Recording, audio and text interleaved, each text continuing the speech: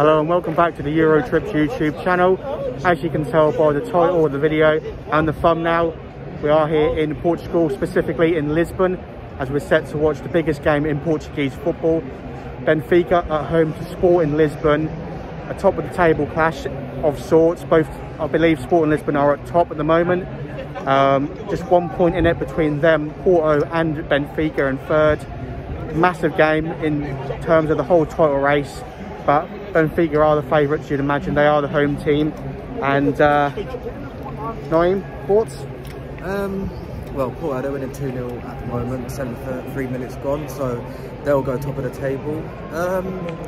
Yeah, Sporting, obviously, they're unbeaten this season, so I think it'll be a score draw. I'm going to go for 1-1, I reckon. Yeah, that's my thoughts on the game.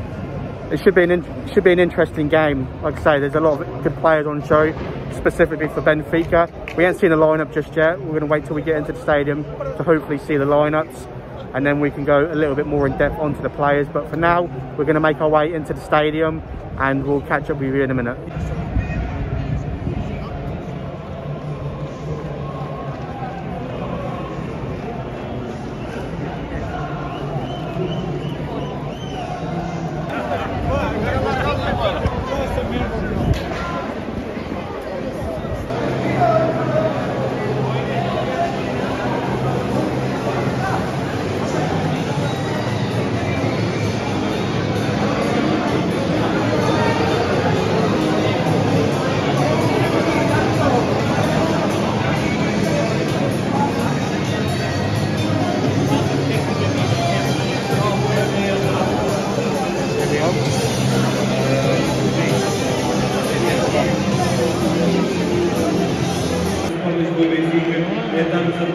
Toda esta gente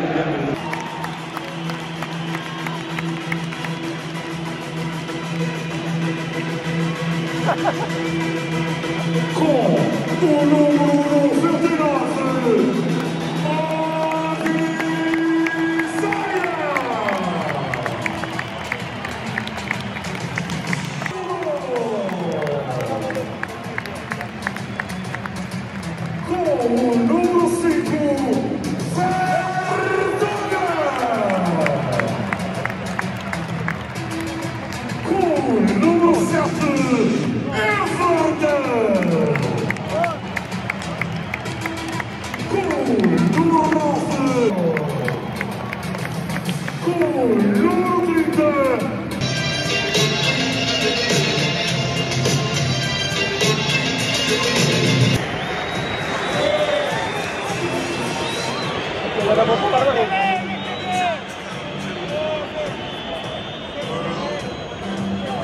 agora não vou gastar todas.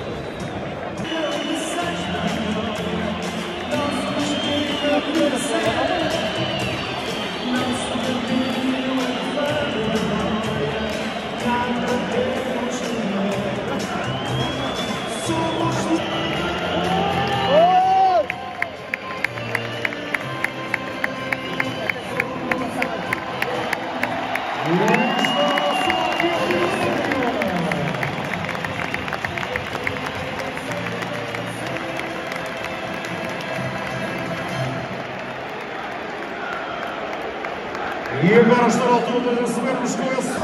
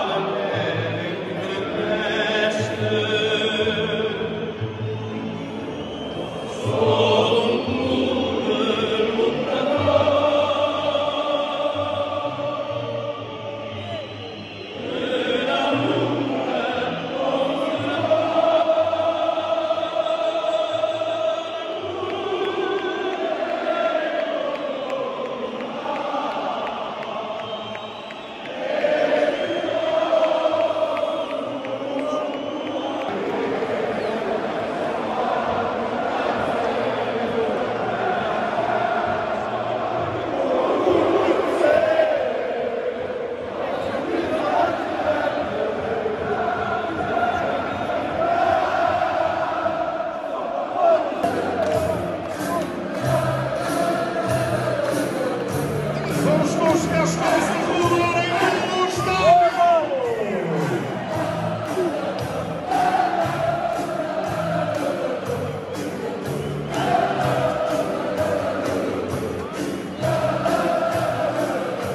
Nós somos o lema de Portugal.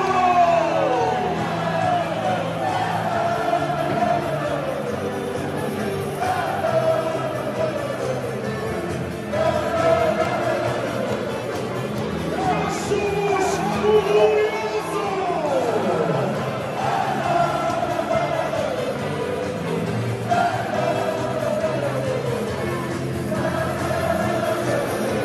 Nós somos o Benfica.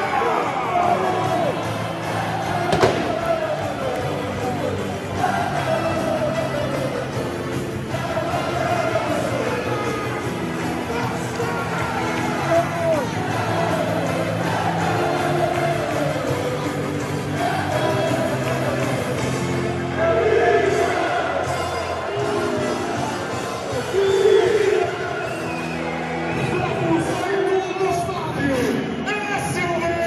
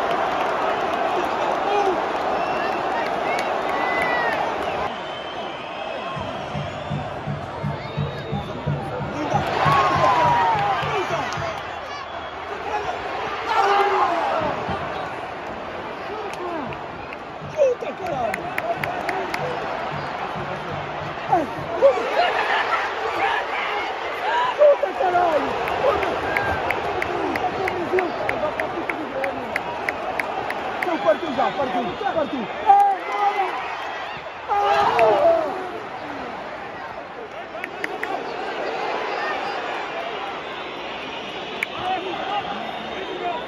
Cruza, mano, cruza. Não cruza, caralho.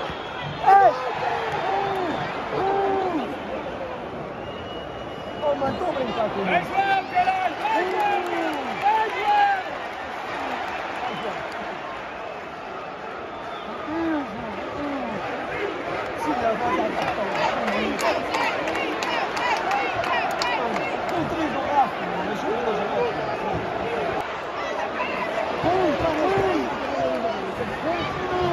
Passarou! Filho da puta! Oh, mano, o João Mário não pode capaz, mano!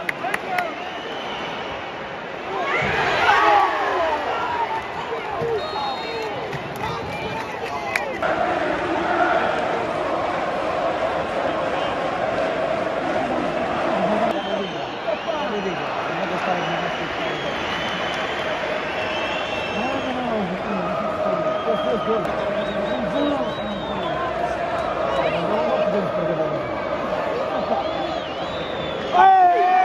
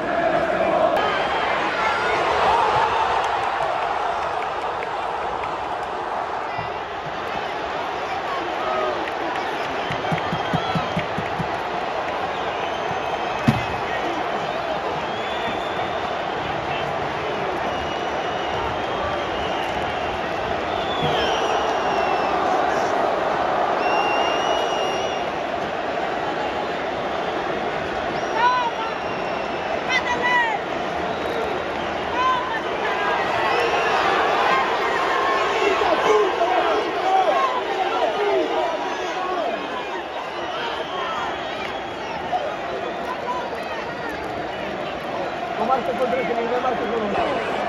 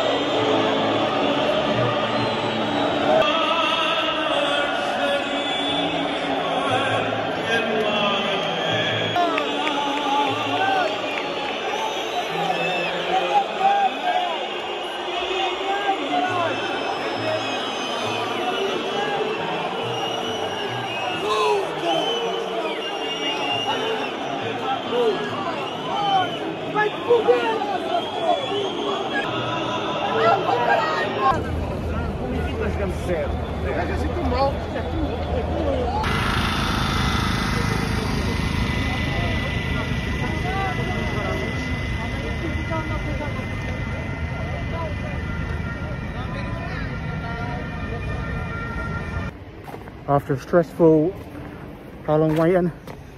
15, 20 minutes. pissing about outside the stadium waiting for an Uber. Didn't end up coming, so we ended up with the metro. Another wait, but thankfully we're now on our way back to the hotel. It's time for the match report. In terms of the game itself, I mean, Sporting pretty much battered them, didn't they? Yeah, pretty much. That's all there is to say, really. They every time they went forward, they looked like they were going to score. It was the exact opposite for Benfica. They just had nothing to them, really. They didn't threaten at all. Their best players didn't turn up. The likes of Darwin and Everton and whatnot. Just weren't very good at all from Benfica. In terms of the atmosphere, pre-match it was electric. It was loud, but you know, these Portuguese and Spanish fans, they soon turned on their team. Lots of whistles, lots of white handkerchiefs in the air. As soon as it was 2-0, it was game over pretty much. What did you think, Nayim? Yeah, it's a good game. A lot of yellow cards. It was like two yellow cards in the first 2 minutes. You could tell it was a derby. A lot of challenges flying in. But yeah, Sporting, they look great, to be fair. You can see why they're level on points with Porto at the top of the league. They're doing good. So yeah, I can't. Yeah, I could have the same thing you say. Benfica they had their chances, but they didn't take them. But Sporting, they took their chances. Once it was 2-0, it was game over. Benfica got a late goal on when it was 3-1 in added time, but it was a little too late. But yeah, I think it's just going to be out of Porto and Sporting for the league this season. Benfica got a good team, but yeah, Porto and Sporting are in good form. And yeah, winning 3-1 away at your rivals is always a good feat. So yeah, credit to Sporting Lisbon.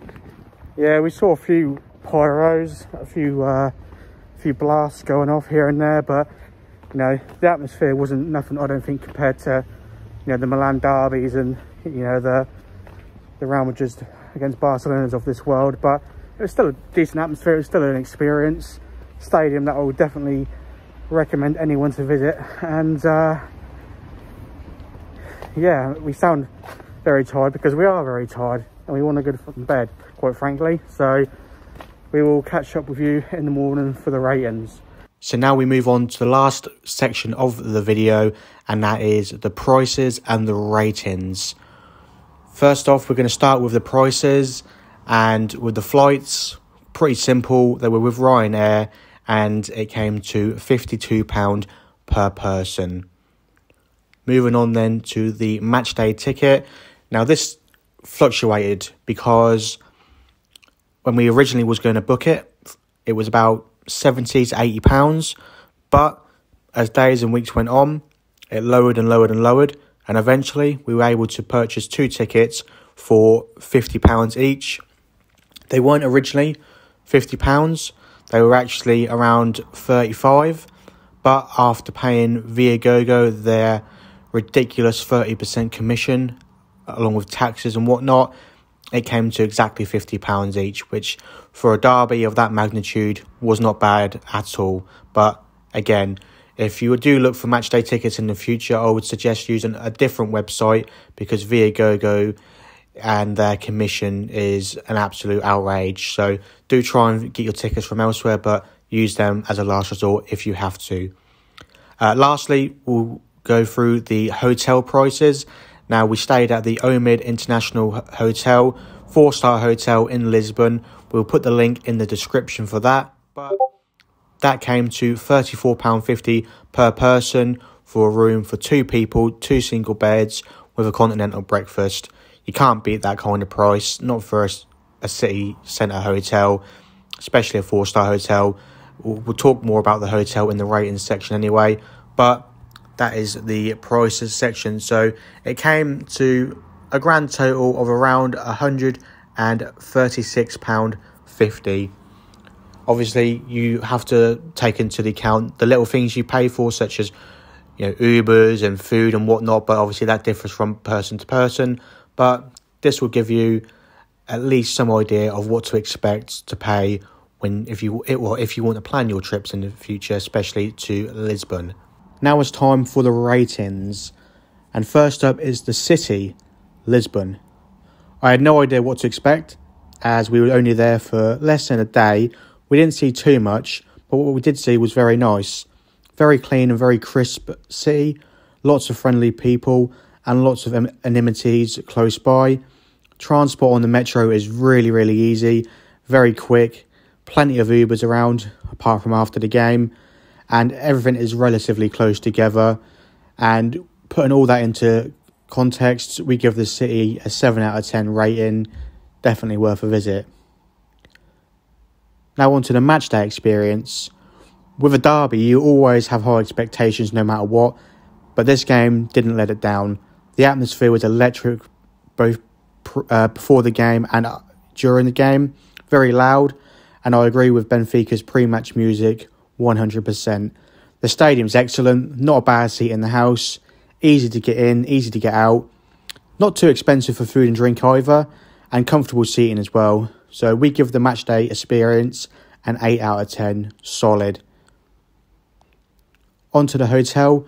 As I say, we stayed at the Omid International Hotel. The link will be in the description. And again, we weren't there for too long, so it's hard to rate it properly. But a 4-star hotel for what we paid was very, very good. As I said, modern rooms, comfy beds, friendly staff, and a continental breakfast for what we paid. Very, very good. Again, a 7 out of 10. And the last section was the price. Was it worth it? On the whole, yes, I'd say it's definitely worth a visit to Lisbon and specifically Benfica based on everything that we have just said. Wasn't too expensive at all to get there and to get back. We give this an 8 out of 10. So that gives us a grand total of 30 points out of a potential 40, which we think will be incredibly hard to beat, but we'll soon see. This will be the last football-related video of the year due to the travel restrictions intensifying, but we'll be back in the new year with plenty of new ideas, and we're excited to show you what we can bring to the channel. Again, thanks all for watching. We do appreciate it. Please do like and subscribe if you haven't already. It means an awful lot to us.